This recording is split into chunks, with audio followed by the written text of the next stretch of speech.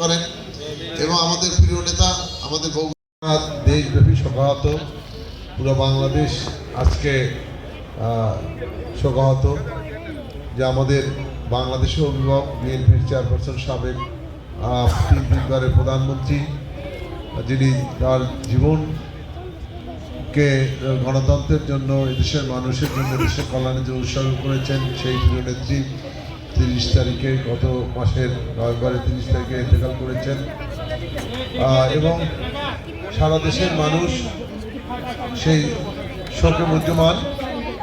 তো আপনারা দেখেছেন যে 31 তারিখ যে জানাজা হলো, সেই জানাজায় লক্ষ কোটি জনতা সেই জানাজায় অংশগ্রহণ করেছেন। এটি হলো ভালোবাসার, এবং যে মানুষকে ভালোবাসতে হলে মানুষও ভালোবাসেন। তো বেগম খালেদা জিয়া এদেশের মানুষকে ভালোবেসেছেন, খালেদা জিয়াকেও এদেশের মানুষ ভালোবেসে অনেক কষ্ট করে দূর দূরান্ত থেকে বিভিন্ন অঞ্চল থেকে খালেদা জিয়ার জানাজার নামাজে অংশগ্রহণ করেছেন।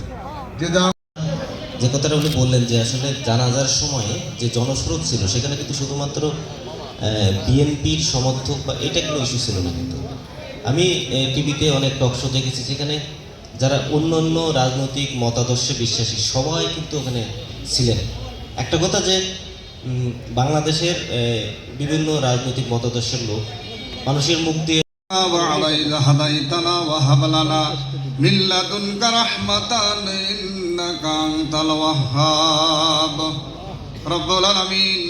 আল্লাহ তোমার কুদরতের দৃষ্টিতে একটু তাকায় দেখো মামুন, আকাশের নিচে জমিনের উপরে আয় আল্লাহ নিষ্কল লিমিটেডের এই প্রতিষ্ঠানের আঙ্গিনায় বসায় তোমার সম্মানী বান্দিগুলোকে সঙ্গে নিয়ে আমি হাত তুলেছি মাওলা। আজকের এই দোয়া মাহফিলের সম্মানিত প্রধান অতিথি আল্লাহ, সম্মানিত সভাপতি নিষ্কল লিমিটেডের তত্ত্বাবধায়ক প্রকৌশলী মহোদয়, আয় আল্লাহ নির্বাহী প্রকৌশলী কবুল করে আমাদের সকলের জীবনের গুনাহ খাতা মাফ করে দাও। আমরা যারা হাত তুলেছি আমাদের মধ্য থেকে যাদের জনম দক্ষিণী মা, যাদের আব্বা জান দুনিয়ার থেকে বিদায় নিয়ে অন্ধকার কবরে শায়িত, আল্লাহ করে থুয়ে গিয়েছেন মাওলা।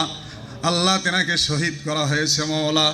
আল্লাহ তেনার সহধর্মিনী আল্লাহ পরপর 3 বার সফল প্রধানমন্ত্রী হয়ে থেকে বিদায় নিয়ে অন্ধকার কবরে শায়িত।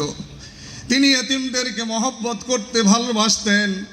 আয় আল্লাহ এতিমদের জন্য কত তিনি লাঞ্ছিত অপমানিত হয়েছেন মাওলা। ছাত্রদের সঙ্গে নিয়ে আমরা তোমার দরবারে হাত তুলেছি, আল্লাহ তেনার নাতে পরিণত করে দাও রব্বুল আলামিন। একটি কথা বলতে হয়, আল্লাহ আমার দেখা আমার জ্ঞানে এদেশ স্বাধীনের পর থেকে যারা দেশ পরিচালনা করেছেন এত সম্মান ইজ্জতের সাথে কেউ যাইতে আমি দেখি নাই মাওলা। আল্লাহ মানুষের জন্য তারা জীবন উৎসর্গ করে দিয়েছে মাওলা। আল্লাহ তারেক সাহেব সহ তাদের পরিবারের সকলকে দেশ ইলাহা ইল্লাল্লাহু মুহাম্মাদুর রাসূলুল্লাহ। আসসালামু আলাইকুম।